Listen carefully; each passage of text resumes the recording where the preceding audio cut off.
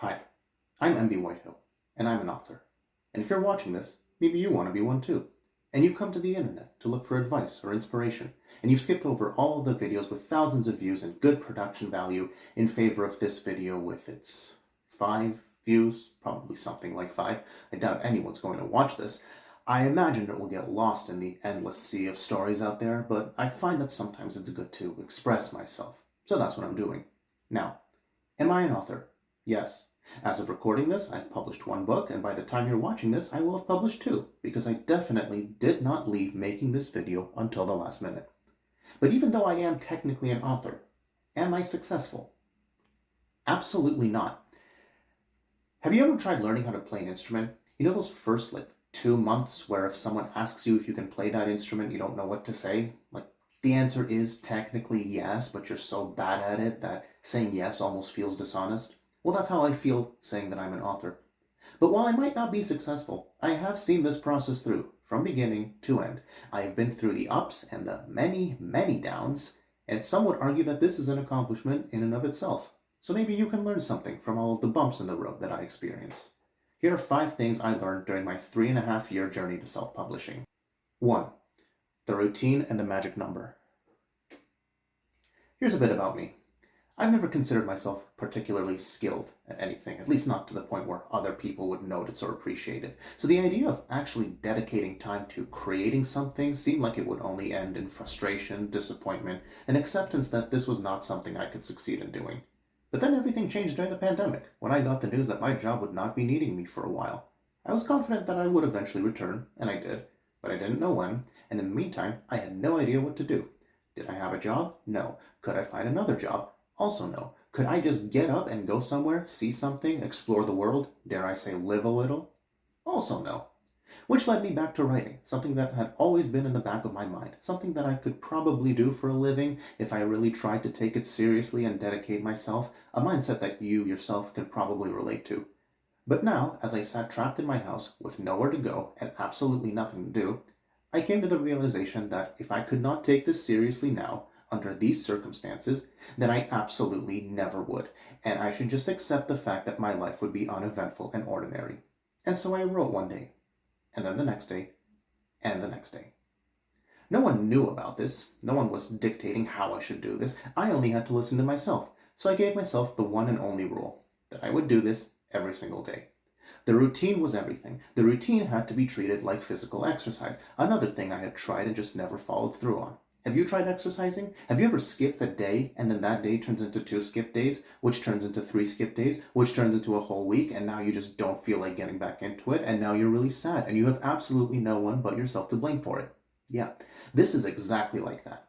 I stuck to the routine every single day, and there were no breaks. Now let's be realistic. Life is messy, and sometimes you have bad days. Maybe your boss yelled at you, or your spouse yelled at you, or you're sick, or you're just plain old tired. And the answer to that is too bad. I know that might sound blunt, but if you can just use any bad day as an excuse not to write, then you will never get anywhere. That's what I told myself. Being tired was an excuse. Having a bad day was not an excuse. Unless someone I knew was dying or there was some sort of natural disaster happening, I could not skip a day. And there would be days where I would honestly rather do anything else. But I pushed through. What I wrote that particular day might end up being really bad, but it was still that much more than I had the day before. But what exactly was the routine? Well, first I told myself 10,000 words a week, which was very easily doable, except I did the bare minimum every day. And each week I spent the majority of Sunday playing catch-up, so that wouldn't do. I needed something more precise. So I landed on 1,500 words every day. 1,500 is my magic number. In a 30-day month, that puts me at 45,000. Of course, I never stopped at exactly 1,500 each day. I like to finish my train of thought, and sometimes when I'm really into it, I can do way more. So that spillage, plus the possibility of a 31st day in the month, means I only need a slight push to bump me up to 50,000. This does also imply that February is the hardest month of the year to hit deadlines. However, just look at the weather in February. You might as well stay inside and write. Now, I understand that these numbers might not mean much without context. What exactly is 50,000 a month? Well, here's some comparisons. The first Harry Potter is around 75,000 words. Fellowship of the Ring is 150,000. A Game of Thrones is 300,000. Now, this middle number is interesting. See, In his book on writing, Stephen King said that a first draft should not take you more than 3 months. And I can think of several authors who should really take this advice to heart, but I'm not going to name them because they are all much more successful than I am. But I've always remembered that 3-month time frame. And sure enough, following this routine, 3 months gives you 150,000. So basically, writing something as long as Fellowship in a season. Funnily enough, I do have one project that ended up crossing 150,000, but I never finished it. Because sure enough, after about 3 months, I lost a lot of the drive. Or it could have been that there was a long weekend and I didn't follow the routine for a few days and fell out of practice. So that's the first piece of advice. The routine and the magic number. I want you to try it out. 1,500 words every day for a full week. No breaks, no excuses. Now you might reach the end of that week and feel that 1,500 is just too much for you to keep doing. And that's okay. Or you might have breezed through 1,500 like it was nothing and realized you could keep going. Do less or do more. But you need to find your magic number that you can do consistently, every day, for as long as you think you want to do this for a living. 2. The beautiful and ugly first draft. But let's get to the real reason why so many people want to create something and never do. And that reason is they think it will be bad. Not only will it be bad, but everyone will know it's bad. And they will always associate you as being the person who tried to create something meaningful and failed. I understand that. But as I got deeper into what ended up being a rather awful first draft of a story that will never end up seeing the light of day, I managed to accept the most important truth of this entire process. No one was ever going to read my first draft. And coming to terms with this and realizing the freedom it gave me was one of the best feelings I had ever had. Once you understand and accept that no one else will ever lay eyes on this, it is incredible to see how much you can do. Now, I never edit a project while I'm still writing. I always get to the end first and then try to patch up the enormous holes later. However, I can always make adjustments. Is a character's name just not really working for them? Then I just change it. But I don't go back and replace the old name all the times I had already used it. Nope, I just keep going with the new one and pretend that was their name the whole time. Is there an important plot device that I completely forgot to foreshadow before and now it's front and center in the story? Well, just act like I had mentioned it before. And of course, remember to fix this problem in the next draft. Hell, I've changed the story from third person to first person, basically mid-sentence. Third person just wasn't doing it, so we dropped a he for an I and just kept going. And this might sound like I'm just creating more work for myself later, as well as the risk of forgetting to edit something, but there's no point in continuing to use something in your story that just isn't working. And even if it looks like a complete mess, remember, no one else is going to see this. I have tons of first drafts that will never see the light of day. Even if I was swimming in gold and my name was so well known that it took up half the cover on a book, those drafts are staying locked away. Anyway, I finished this first draft of this first story, and I realized that it was a complete mess. But at the same time, I was proud I had actually finished it. I had tried writing before, when I was much younger, and all that I had was a handful of projects abandoned halfway through. But here, I made it all the way to the end. But I didn't start revising. Instead, I wrote something else. By the end of 2020, I had 3 separate first drafts finished, one of which was a very rough, unrecognizable version of what would eventually become Town of Liars. None of them were great, but I was still happy with myself. 3. The mountain that is editing. When 2021 began, I was already back at work, but I wasn't going to allow myself to lose the momentum I had. So on January 1st, I began writing what would eventually become Sixth Life of the Prophet. When I finished that first draft less than 2 months later, I had a strange feeling. It had problems, just like all the projects before it, but for the first time I had reached the end of something and thought that, yes, I could actually make this work. Today there is a physical copy of it lying on a desk, just a foot away from me. As 2021 continued, I kept starting new projects, but every so often I would go back through Sixth Life and begin climbing the mountain that is editing. The second and third drafts trimmed down a lot of the fat, characters going on tangents that did not add a single useful thing to the story and went nowhere, pointless filler words. I could not believe how many sentences I began with the words so, well, or now for absolutely no reason. When I did the sixth draft, I changed the ending, or rather the climax. The ending is still basically the same. Why? Well, I had always been perplexed at the idea of creating a character. Sure, anyone can come up with a name and a physical description and write that down. But how do you invent a fully formed person? The answer to that is it takes time. They will just be names at first, but once you are in the world you created for months, if not years, these will all be real people to you. As much as I liked my ending, there was a part of it that just did not sit right with me, and I eventually realized it was because one of my characters had to behave out of character to make it work. That moment, when for the first time I could confidently say my character wouldn't do that, that's when I knew I had it. Changing the ending was hard, but at the end of the day, you have to be happy with the work you have done. That might sound narcissistic, saying that your happiness is the most important here, but if you put out something you hate because you think that other people will like it, it probably won't be good. The editing process for your story is going to be long, it is going to be tedious, and you will eventually be tired of going through this story. But if you want to take writing and publishing seriously, you need to take editing seriously too. I read Six Life around 13 times before publishing, including 4 times when I read it out loud, word for word, which you are definitely going to need to do. Just skimming over the Word document with your eyes is not good enough, because I guarantee you that you will miss mistakes. I would not have read Six Life 13 times if I caught all the typos after 4 or 5. And when I say read it out loud, I don't mean mumbling the words quietly. No, you wait until everyone else has left your house and you are performing your book out loud, word for word, like you're trying to win an Oscar. And this might all seem melodramatic and unnecessary, but there is nothing worse than finding a mistake somewhere after you've already published and knowing that you could have done better. 4. Confidence in your vision. If you're wondering why the whole process of publishing Six Life ended up taking me 3 years, the truth is I'm lazy. I can make excuses like work got in the way or I had other things going on, but at the end of the day, if I had pushed myself more, I could have gotten this done a lot faster. In 2022, I faced my next big hurdles. I started letting other people read the latest draft. This may end up being easy for you. Maybe you're excited to share what you've created. Or maybe you're like me, who wouldn't want to bother anyone with it. Even people you know for a fact would always support you. This was part of the reason why I originally wanted to go the route of traditional publishing. Someone else would do the marketing for me. I didn't think I'd be able to do that myself. Actually trying to convince complete strangers to give me their money and their time? No, I couldn't do that. When you go to a bookstore and you see an author there with their table set up chatting to strangers, know that person is much braver than I am. I will admit that I didn't send nearly as many query letters to agents as I should have before giving up on the traditional route, but I think the lack of responses was even more disheartening than if I had actually been receiving no's. So that was when I decided to just publish it myself. When 2023 rolled around, I was still exactly where I had started. I had several projects with messy first drafts, but also several that I had given up on. The reasons varied: lack of enthusiasm, difficulty balancing it with work. But what really bothered me was that it had now been 2 years since I had first finished Six Life of the Prophet.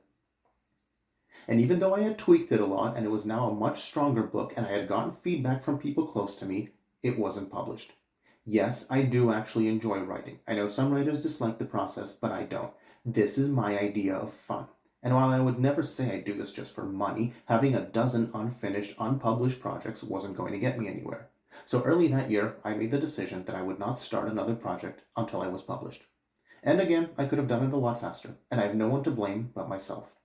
But there was still a lot to do, including lots that I was not familiar with. I was now on my 11th draft, and I had read the book out loud, word for word, several times, and I was still finding small mistakes that I had missed. Even more tedious than editing was formatting, something I'm still not 100% confident I've done as well as I could have.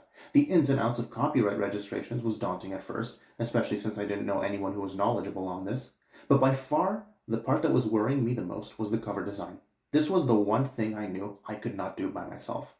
I'm not a particularly talented visual artist, as I'm sure you can tell by what's on screen now. And searching for cover artists reminded me of my earlier search for agents, as I found myself hitting dead ends. The worst part was that I knew artists had a lot of commitments, and it wouldn't be reasonable for me to ask them to prioritize my project over everything else they were working on. The idea of trying to do it myself seemed like a bad one. The reality is that if I was self-publishing, I couldn't afford to make any mistakes or have a book that was just okay. And an amateur cover that was the result of me not hiring a professional could have spelled disaster. So I was unsure of how to move forward. And then came the second layoff of this story, and everything came full circle. This was definitely a low point, and I was in a place where I wasn't sure where life was taking me. If this had happened a few years ago, the way forward would have been simple. Lose one job, go find another one. But there was a part of me that wondered whether this was the final push I needed. I don't have any delusions about one book magically becoming a money printing machine. I had no idea how much success, if any, I could achieve with this. But I had finally grown tired of writing being something I sometimes do when I have time and that I might maybe someday take seriously. With both money and time now being issues, I made the riskiest decision of this whole process and decided to do the cover myself. It ended up not taking as long as I thought it would, and I attributed this to me having a clear vision of what I wanted in my head for months. but I was worried. I never had an eye for visual arts, and I thought that someone with more experience than me would look at this and would tell that something was off. The lighting was wrong, the perspective wasn't right, it would just look fake, you could tell that someone had compiled it. As I didn't know how to draw, my only other option was compiling existing images, something else that I had very little experience with. But again, I had a very clear image of what Six Life's cover was supposed to be. And this is also one of the best parts of self-publishing. The cover is exactly what I want it to be, not what someone at the publishing company thinks it should be. That's not to say that they wouldn't know what they were doing. I'm sure they would have known how to make something marketable, but would it have been what I, the creator, had wanted it to be? In any case, I got to work on the cover, and then I showed it to people, and they said it was good. And that was a moment I will not forget, because when I heard that the cover wasn't a disaster, it hit me that the book was done. 5. The Publishing Marathon. The actual book was written, edited, and formatted, and the cover was done, but there was still work. I still didn't actually own the rights to it, no one did, and I imagine that there would still be some small hiccups along the way. With no previous experience, I wasn't sure I could have done all of this before Christmas, and looking back, I was right. But the thrill I had when I decided that January 12th would be the release date, and I had 6 weeks to finalize everything, was a surreal experience. I never really talk about writing to people. My usual response to how is it going is, it's going. Not that I'm being cryptic for fun, I just feel uneasy talking about ideas that aren't finished, for fear that I might end up having to abandon them, and then they turn into empty promises and false hype. But being able to finally reply with, it's done, was something I never thought I would accomplish. I had gone from the lowest point, where I didn't know what I was supposed to do going forward, to a package arriving at my door in less than 100 days, and now I physically held Six Life of the Prophet in my hands. This was a real thing that I created. It's a piece of me, and now it's not just thoughts in my head or pixels on a screen. I don't usually express joy in a visible way. I tend to often just smile on the inside and have to assure people that I am actually happy so they won't worry. But that moment, I was visibly happy.